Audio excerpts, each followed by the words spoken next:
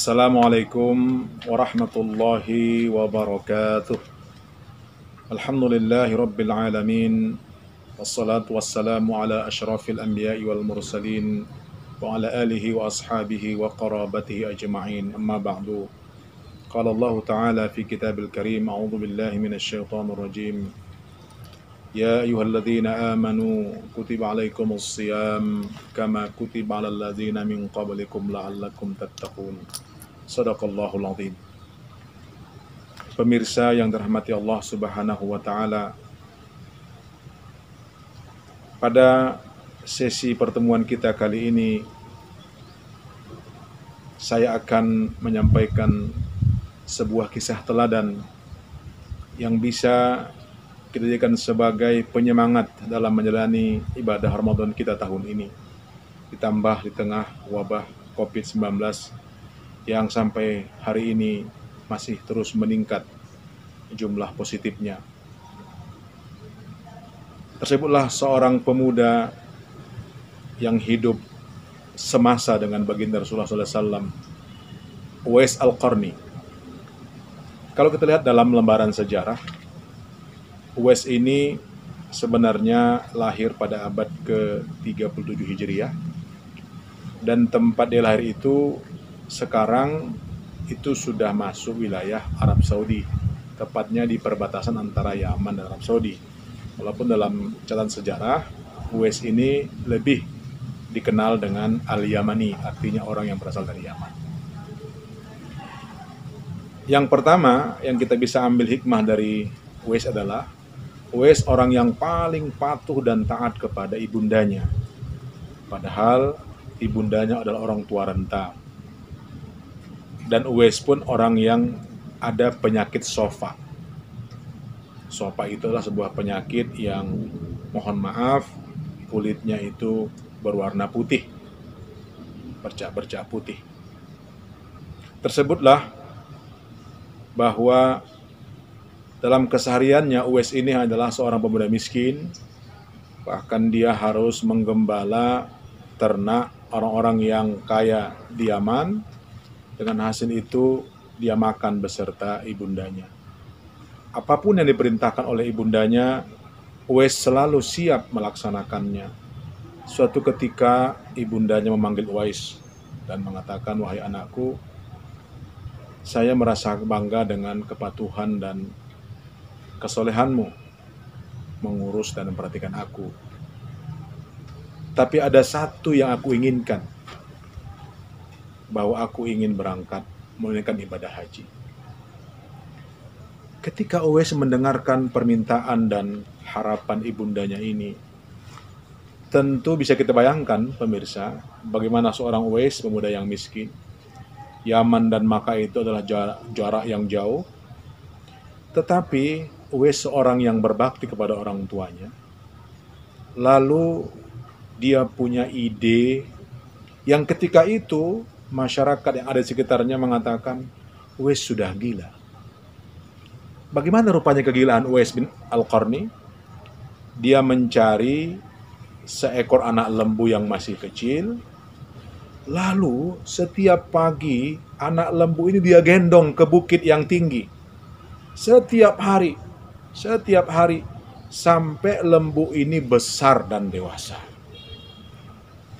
Barulah terjawab orang-orang yang ada di sekitar Uwais ketika itu mengangguk-ngangguk. Apa tujuan Uwais sehingga dia tiap hari menggendong anak lembu naik turun ke bukit yang tinggi di Yaman? Artinya Uwais akan menggendong ibundanya dari Yaman sampai ke Makkah. Dan setiap hari diangkat anak lembu yang kecil, semakin besar, dan dia pun semakin kokoh, ototnya semakin kelihatan. Maka pada saatnya dia mampu menggendong lembu yang begitu besar. Pemirsa yang Allah Subhanahu wa taala, lalu kalau kita mundur ke belakang, bahwa tadi saya sudah menjelaskan di atas, Uwais ini hidup semasa dengan Rasul. Tetapi dia termasuk golongan tabi'in. Apa gerangan? Padahal dia kan hidup semasa dengan Rasul, walaupun jarak antara Yaman dan Makkah itu atau Madinah cukup jauh. Ternyata suatu ketika Uwais pernah minta izin kepada ibundanya untuk berangkat ke Madinah menjumpai Rasul. Dan ibundanya mengizinkan, tapi dengan syarat setelah dia berjumpa dengan Rasul, dia segera pulang ke Yaman karena khawatir tidak ada yang mengurusi ibunya. Lalu Uwais berangkat ke Madinah, dan ketika dia masuk ke rumah baginda Rasul, dia hanya menemui Aisyah Ummul Mukminin, istri baginda Rasulullah SAW, karena Rasul ketika itu sedang keluar berperang. Lalu terpikir di benak Uwais bahwa dia menunggu. Tapi sisi lain Uwais juga berpikir bahwa dia harus segera pulang kembali ke Yaman untuk mengurus ibunya. Akhirnya dengan hati yang sedih, jiwa yang gundah, Uwais lebih menepati janjinya untuk kembali ke Yaman, dan dia tidak ketemu dengan Rasul. Dan ketika Rasul pulang dari peperangan, Rasul langsung tanya kepada ibunda Aisyah Ummul Mukminin. Dia mengatakan, siapa tadi yang mencari saya? Lalu Aisyah menjelaskan, ada seorang yang datang dari Yaman ingin berjumpa dengan ya Rasulullah. Rasul mengatakan, itulah orang yang dikenal di langit tapi tidak dikenal di bumi. Lalu Rasul berpesan kepada Abu Bakar dan Umar dan beberapa sahabat yang ada ketika itu agar mengingati bahwa ada orang yang nanti datang ke Madinah dan haji ke Makkah yang ada tanda putih di belakang telapak tangannya, mintalah doa kepada beliau.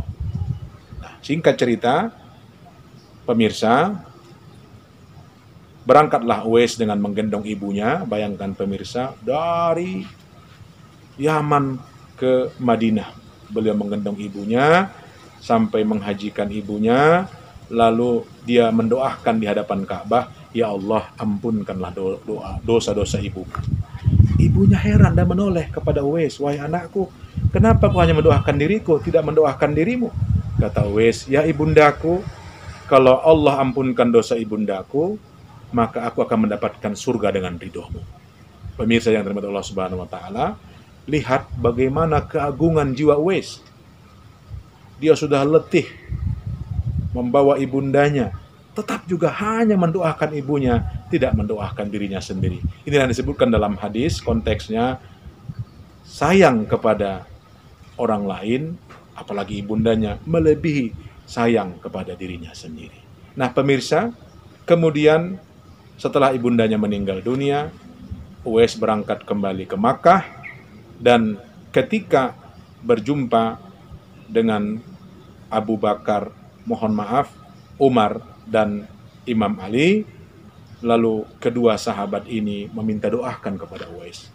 Lalu kata Uwais, ya Amirul Mukminin, harusnya aku yang lebih pantas meminta doakan kepada kamu berdua. Tapi Umar dan Ali tegas mengatakan bahwa mereka sudah mendapatkan kabar dari Rasul tentang dirimu. Maka Uwais mendoakan kedua sahabat ini, dan Uwais meminta kepada kedua sahabat ini untuk tidak pernah menceritakan kepada siapapun tentang apa yang sudah mereka terima pesan dari baginda Rasul. Nah pemirsa, dari kisah yang begitu hebat dan dahsyat ini, tentu ada satu hal yang kita ambil. Kepatuhan kepada orang tua, terlebih ibu, merupakan hal yang sangat penting. Uwais bin Qarni seorang pemuda miskin, bahkan ada penyakit sopa. Allah sembuhkan penyakitnya ketika membawa ibundanya haji, disisakan hanya satu titik di belakang telapak tangannya untuk menandakan dengan janji hadis Rasul. Lalu dia juga meminta tidak terkenal, justru setelah meninggal dunia, ketika dia mau dimandikan, orang sudah banyak ingin memandikan. Ketika mau dikapani, orang sudah banyak mau mengkapani. Ketika mau disolatkan, orang lebih banyak lagi mau menyolatkan. Dan ketika mau dikuburkan, orang juga sudah banyak ingin menggali kuburannya. Itulah Uwais Al-Qarni, orang yang tidak terkenal di muka bumi, tapi dikenal Allah dan para malaikat di langit. bahkan dia terkenal setelah meninggal dunia. Dan kita juga berharap bahwa semoga Allah juga akan memberikan kita kekuatan agar kita bisa mendapatkan sebuah nilai bahwa kita dikenal orang-orang di langit dengan segala kebatasan dan semangat Ramadan. Demikian tausiah lewat channel PMDU di kesempatan berbahagia ini. Mudah-mudahan bermanfaat. Terima kasih. Assalamualaikum warahmatullahi wabarakatuh.